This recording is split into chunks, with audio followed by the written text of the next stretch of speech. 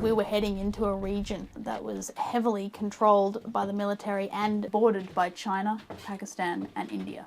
At the time, the possibility of flight seemed uncertain.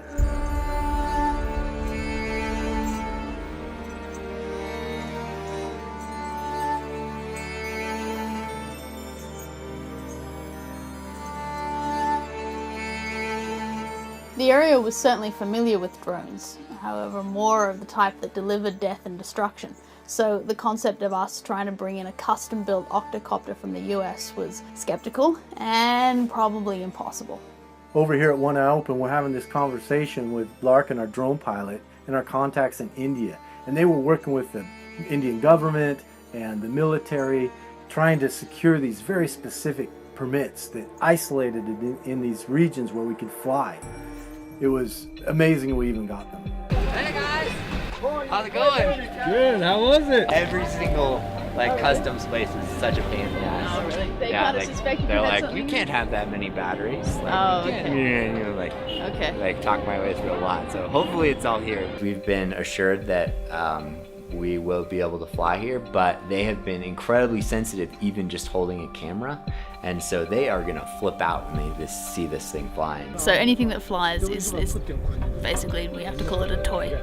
So Larkin's profession has been degraded to a toy helicopter. But that was only the permission to fly. We still had the giant if of whether the craft would even take off at 18,000 feet.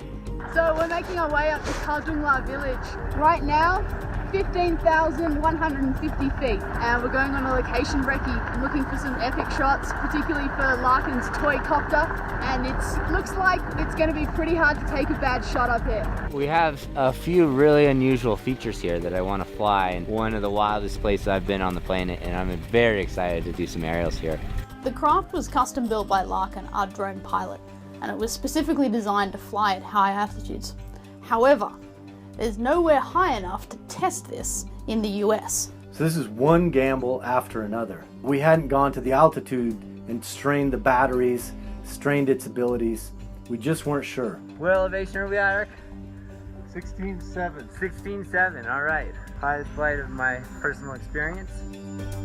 We just flew the copter up here with Falco aerials, and this is an epic flight and certainly a first because we just shot the Karakoram range, and we have Pakistan directly on the other side of that range and China just over here. Would this explain why we have a... We have a police escort which helps us fly here in India. There's a very, very sensitive region, and they want to make sure that we're not doing anything crazy. This is a really kind of a special moment. Bringing these copters in for use for creativity rather than what they're used to with war in this region that is a huge history of violence.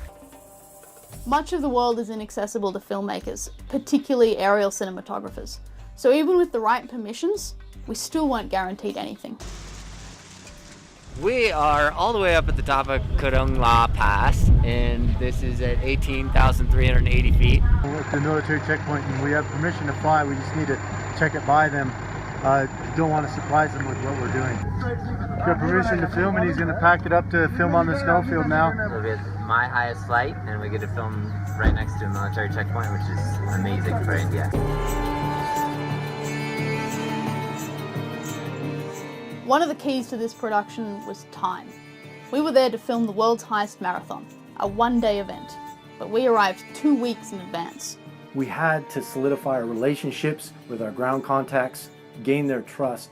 We had to train up alternate cameramen for the drone. It did give us an incredible exposure to a country that was previously inaccessible to aerial cinematography. So we took our time to explore the culture and the geography of the region. We were able to fly over these amazing 15th century Buddhist monasteries. We were taken to canyons carved out by the Indus River. We flew over camels on the Nubra Valley floor.